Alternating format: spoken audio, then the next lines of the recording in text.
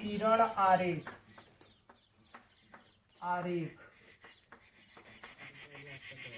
उत्तल लेंस में किरण आरेख,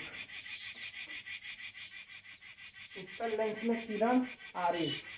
इसमें नंबर 1 हेडिंग बनाइए कि जब लेंस में वस्तु को प्रकाशीय केंद्र, जब लेंस में वस्तु को प्रकाशीय केंद्र, जब लेंस में वस्तु को प्रकाशीय केंद्र और फोकस के बीच रखा जाता है, और फोकस के बीच रखा जाता है, बीच रखा जाता है,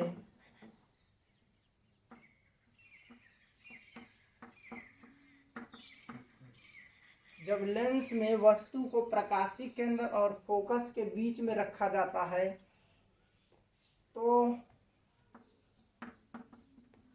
अब इसको बनाए, पहले फिगर समझ लो तब उसके बाद लिखो। ये है हमारा लेंस, उत्तल लेंस है, उत्तल लेंस है, और यहाँ से ऐसे बीचों बीच जो रेखा होती है उसे प्रधान अक्ष कहते हैं। क्या कहेंगे? प्रधान अक्ष, बीचों बीच खींचो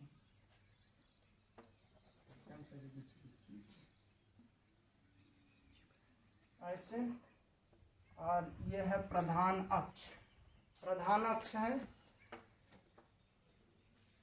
प्रधान अक्ष।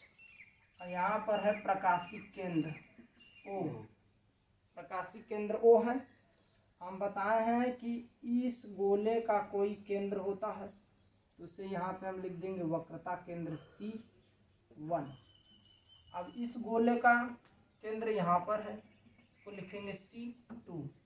समझ गए? C1 C2 हो गया। इन दोनों के बीच में क्या रहेगा? F, focus F1। इसके बीच में क्या रहेगा? F2 रहेगा, F2। समझ गए?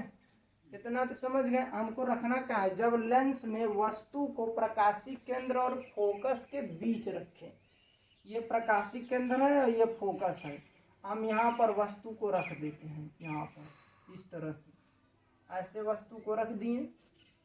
और रखने के बाद देखिए, जब हम यहाँ से ऐसे कोई डालेंगे, किरण डालेंगे, तो यहाँ से ऐसे जाएगा, उसके बाद ये फोकस पर भेज देगा, फोकस पर भेज दिया। और एक किरण कहाँ पे डालेंगे? प्रकाशीय केंद्र पर। यहाँ से ऐसे प्रकाशीय केंद्र पर डालेंगे, सीधे निकल जाएगा, सीधे निकल गया। अब यहाँ से जो किरण आ रही है इसको डॉटेड से मिलाएंगे, ये ऐसे डॉटेड से मिलाएंगे ऐसे, और इसको और आगे बढ़ाएंगे। अब ये जहाँ काटेगा वहीं पर प्रतिबिंब बनेगा, प्रतिबिंब बनेगा। समझ गए? और प्रतिबिंब देख रहे हैं सीधा है और बड़ा बन रहा है। समझ गए? तो यही आपका प्रतिबिंब होगा। लिख लो, जब लेंस में वस्तु इस साइड प्रतिबिंब, हाँ इस साइड बनेगा, उस साइड नहीं बनेगा, इस साइड मिलेगा ही नहीं। इस साइड अगर इसको ऐसे बढ़ाएंगे ऐसे तो मिलेगा ही नहीं। समझ गए? तो प्रतिबिंब यहाँ बनेगा।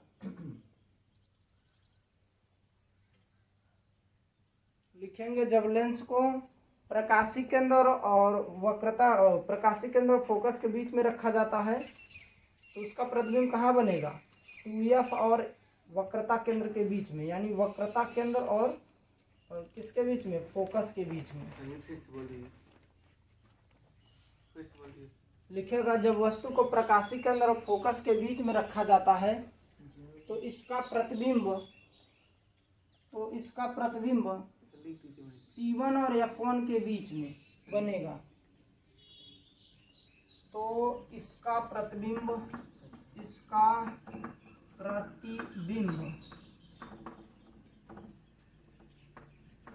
कहाँ बनेगा?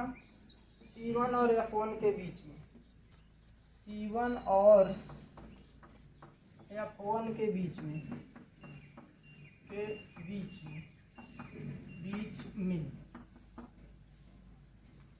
बनेगा। और कैसा बनेगा? काल्पनिक, सीधा वस्तु की ओर। प्रकृति कैसी होगी इसकी? प्रकृति इसकी होगी काल्पनिक सीधा वस्तु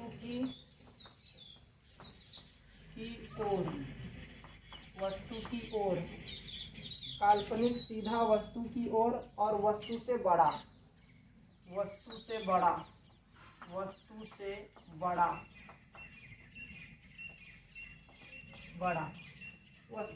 जब लेंस को हम वस्तु को प्रकाशीय केंद्र और फोकस के बीच में रखते हैं तो उसका प्रतिबिंब जो होता है C1 F1 के बीच बनता है, यानी प्रकाशीय ये वक्रता केंद्र और फोकस के बीच में बनेगा।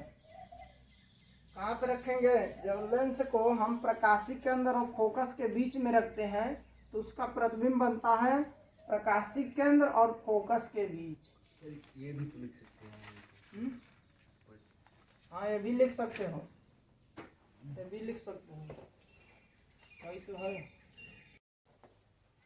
चलिए यहाँ ध्यान दे, देखिए उत्तल लेंस में जो किरण आरेख पहला हम बनाए हैं, जब लेंस में वस्तु को प्रकाशीय केंद्र और फोकस के बीच रखा जाता है, यानी देखिए यह प्रकाशीय केंद्र है यहाँ पर और ये फोकस है।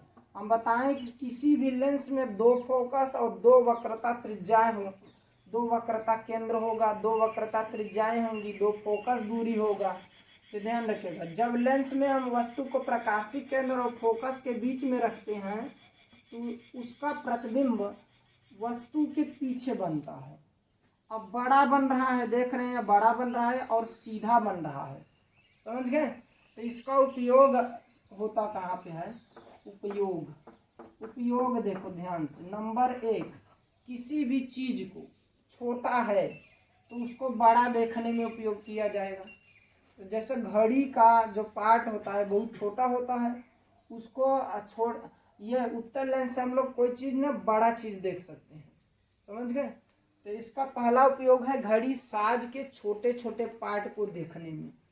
लिखेंगे घड़ी साज के छोटे छोटे पार्ट को देखने में, छोटे छोटे पार्ट को देखने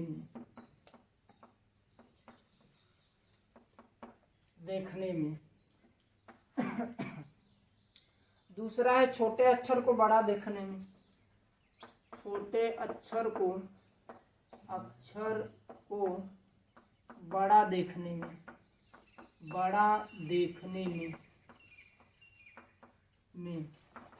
छोटे अक्षर को बड़ा देखने में। तीसरा है हस्तरेखा देखने में, हस्तरेखा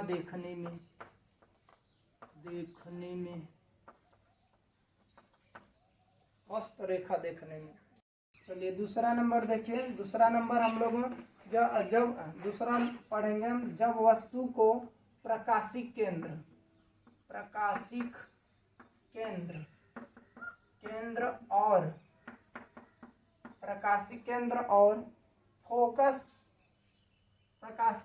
और फोकस के बीच में तो रख चुके थे, अब फोकस पर रखेंगे सीधा, प्रकाशीय केंद्र पे नहीं रखेंगे, प्रकाशीय केंद्र पे हो गया है पहला वाले में। जब वस्तु को फोकस पर रखा जाए, फोकस यानी F1 पर रखा जाए और रखा जाता है तो प्रतिबिंब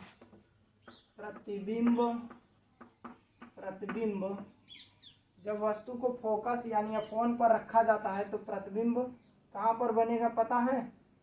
अनंत पर। प्रतिबिंब अनंत पर बनता है, अनंत पर बनता है। और कैसे? यहाँ देखिए, ये उत्तल लेंस है, ये आपका प्रधान अक्ष है। यहाँ अगर हम मानते हैं C1, यहाँ पे मानते हैं C2, यहाँ पे मानते हैं F, यहाँ पे मानते हैं F। ये F1 है, ये F2 है। हमको रखना कहाँ है? यहीं पर। वस्तु को यहाँ पे रख दिया ऐसे। अब ये यहाँ से ऐसे जाएगा, ये सीधा कहाँ पे जाएगा, फोकस पर। और एक हमने डाला कहाँ, किरण प्रकाशिक केंद्र पर, यहाँ पर। अब ये जो किरण है ये कहीं मिलेगा नहीं। हम लोग या फोन पर रखें तो उसका प्रतिबिंब अनंत पर बनता है, ध्यान रखिएगा। या फोन पर रखेंगे तो उसका प्रतिबिंब अनंत पर बनेगा। या फोन और प्रकाशिक केंद्र के बीच में रखे थे तो उसका प्रतिबिंब कहाँ बना था, या फोन और C1 के बीच में। अभी देखो यहाँ पे रखे तो इनफाइनाइट पर बना, इनफाइनाइट पर बना। बनाओ इसको, जल्दी बनाओ। चलिए देखो ध्यान से। जब वस्तु को फोकस यानी या फोन पर रखा जाता है तो उसका प्रतिबिंब अनंत पर बनता है। देखो या फोन पर रखें, प्रकाशिक यहाँ से ऐसे वो किरण गई, समझ गए। एक प्रकाशिक केंद्र पर डालेंगे सीधे इनफाइनाइट पे, ये रेखा कहीं मिलेगा नहीं, सीधे अनंत पर बनेगा। और कैसा बनेगा, वास्तविक बनेगा, नंबर 1, वस्तु से बड़ा बनेगा और अनंत पर बनेगा। कहाँ बनेगा, वास्तविक उल्टा वस्तु से बड़ा अनंत पर। वास्तविक उल्टा वस्तु से बड़ा और अनंत पर। जब वस्तु को हम लोग C1 और F1 के बीच में रखा जाता है तो उसका प्रतिबिंब C2 और अनंत के बीच बनता है। देखिए C1 और F1 के बीच में वस्तु रखेंगे तो यहाँ से किरण जाएगी और ये फोकस से होकर जाएगी। अगर हम एक कोई वक्रता केंद्र पर किरण डालते हैं तो जहाँ पर काटेगा, दोनों को बढ़ाने पर किरण जहाँ पर काटेगा वहीं पर प्रतिबिंब बनेगा, और ये C2 F2 के बीच बनेगा, समझ गए। अब प्रतिबिंब का आकार क्या होगा, वस्तु से बड़ा। ये देख रहे हैं वस्तु है, वस्तु से बड़ा, ये छोटा है, वस्तु से छोटा है, वास्तविक होगा, उल्टा होगा। वस्तु से छोटा, छोटा, वास्तविक,